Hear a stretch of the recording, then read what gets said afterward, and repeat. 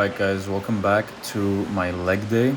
This is what I'm doing now to basically maintain my strength and my size as I'm on a cut. But doing so, I do feel my legs getting such a good pump with workouts like this and even growing, even though I'm cutting. I do use the overall same template as I do with pretty much any other muscle group or body part. That includes very high intensity, very low volume. As you can see, I'm pushing basically to failure, maybe 1, max 2 reps short of failure.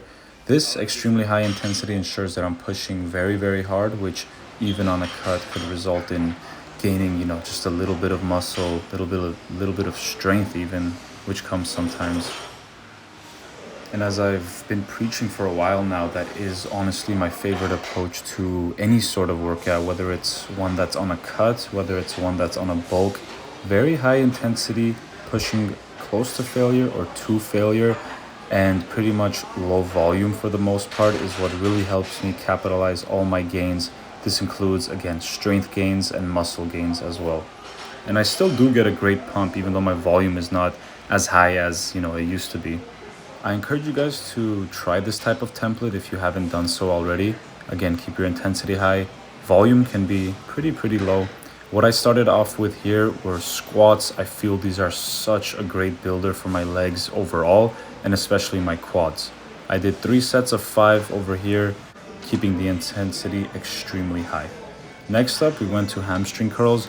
I like doing these after doing squats because squats give a more heavy bias toward my quads. I like to give my quads a little bit of a break before hitting them again and go straight to hamstring curls.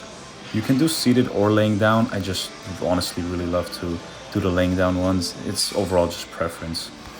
For these, I don't overcomplicate it. You can do single leg, you can do double leg, you can keep your tempo fast, slow, whatever you choose to do so. I just do normal curls. I don't want to overcomplicate anything. And over here, I do 3 sets, 8 to 10 or 12 reps. Next, what we dive into once our quads are finished resting for the most part is some more quads. Doing these extensions really help bias my quads even more so than the squats did. Doing this helps me isolate it better and just target that and, no other part of my legs. Isolated movements like these curls and the hamstring curls are pretty much a staple in any bodybuilder's approach to doing legs. And with this, we keep the same template, keeping our volume very low, especially since we squatted already, which really did isolate and target our quads more than any other leg compound movement. I typically only do 2 sets of those leg extensions, anywhere from 8 to 12 reps again. Next up is, our finisher, which should be everyone's finisher, although we tend to neglect it a lot, calves. When doing calves, I only do about 3 sets, but I do, again, go very intense on them. I do anywhere from 8 to 15, maybe even 16 reps, making sure I'm pushing toward failure regardless.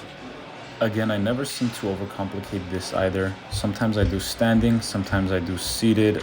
The variation doesn't matter. Again, it's all just preference. Regardless, I hope this video did give you some insight as to what I do to help grow my legs, grow my strength on my legs as well. Just to recap, I like to hit every part of my legs, do some compound, do some isolation, keep the intensity high, volume low.